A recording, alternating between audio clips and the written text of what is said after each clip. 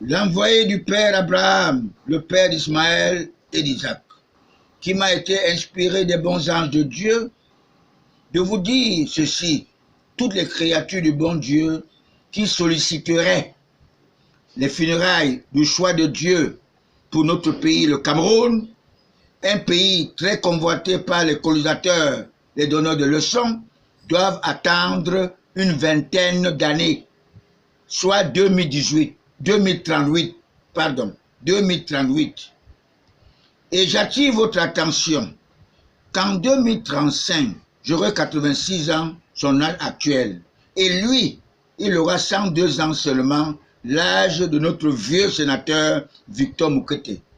Mes très chers compatriotes panafricains, qui aurait cru que la plus jeune matriarche, notre première dame, Chantal, pouvait remplacer valablement Cayenne d'Afrique, Martin Belinga Eboutou, sans être même agrégée.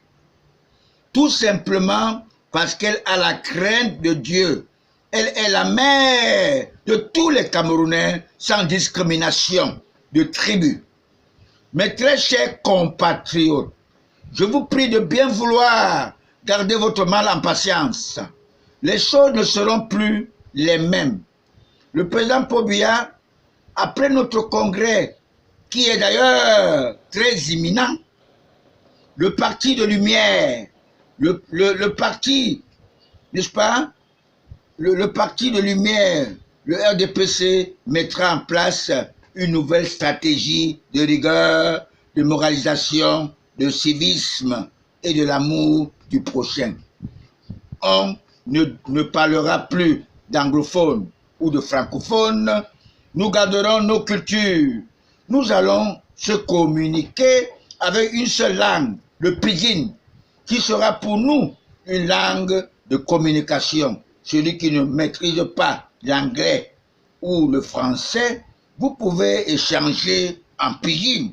En politique, on n'a pas besoin d'agrégation, car celui qui va en politique est un sacrifié pour sa nation. Ce sont eux qui deviennent des patriarches et des matriarches.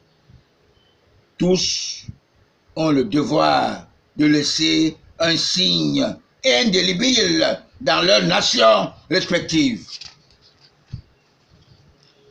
Ces titres sont exclusivement réservés aux bons anges de Dieu, surtout ceux qui ont inspiré Dieu, l'évêque Albert Ndogmo, juif d'Afrique, de prophétiser ce coup d'état spirituel du 4 novembre 1982, que les anges vont agir sans effusion de sang. Pourquoi Kamto voudrait, n'est-ce pas, que nous ayons notre attenance dans l'effusion de sang, parce qu'il est franc-maçon. Le président Paul Biya est le garant de la paix. Il aime la paix et il porte tout le Cameroun sur ses épaules. Selon notre devise, paix, travail, patrie. Il avait tous les pouvoirs de nos 10 régions, mais aujourd'hui, il vient d'acquérir son pouvoir spirituel. Ne vous agitez plus. Il nous a évité une guerre civile que devraient orchestrer les Kamto, les Cabral Libye, tous soutenus par les francs-maçons de cette planète Terre conquise par le Satan en maître absolu. Toujours ceux qui cherchent à recrucifier le Fils de Dieu, notre Sauveur Jésus-Christ.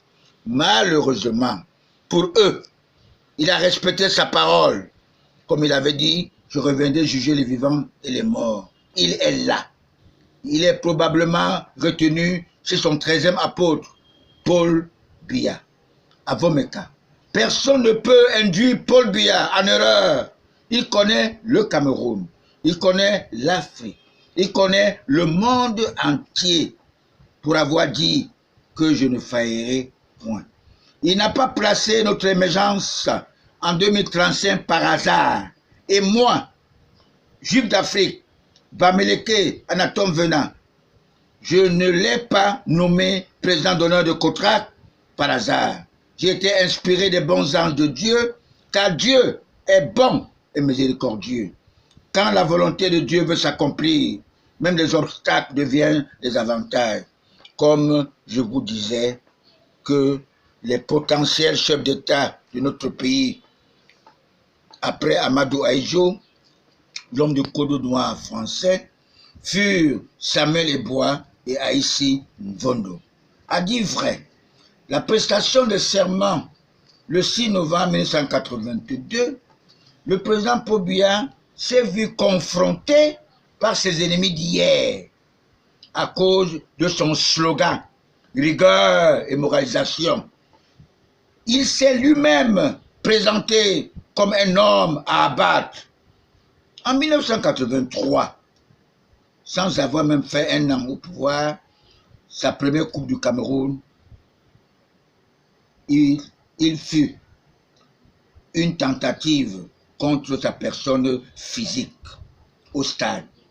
Et en 1984, le 6 avril, le push manqué qui l'a traumatisé, et même sa première épouse, Jeanne Irène, franc-maçonne, qui exigeait sa démission, comme l'épouse du nationaliste Laurent Gbagbo, du nom de Simone Gbagbo, de la Côte d'Ivoire.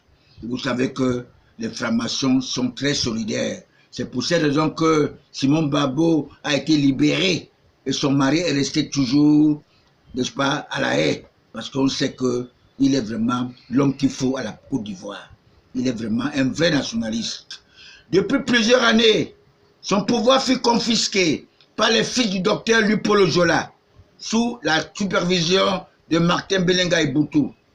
Toutes ces décisions furent boycottées pour montrer aux yeux du nationaliste patriote qu'il n'est pas à la hauteur pour diriger. Il faudrait plutôt un pion de la droite française qui ne sont que des francs-maçons, les acolytes de l'assassin de l'Afrique, Charles de Gaulle et Jacques Foccart. Alors, mes très chers compatriotes, ce grand dialogue nous a permis de se connaître des biaïstes et des anti-bias.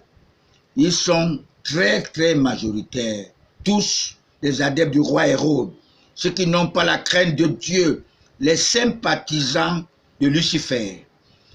Ils sont tous au-dessus de la honte.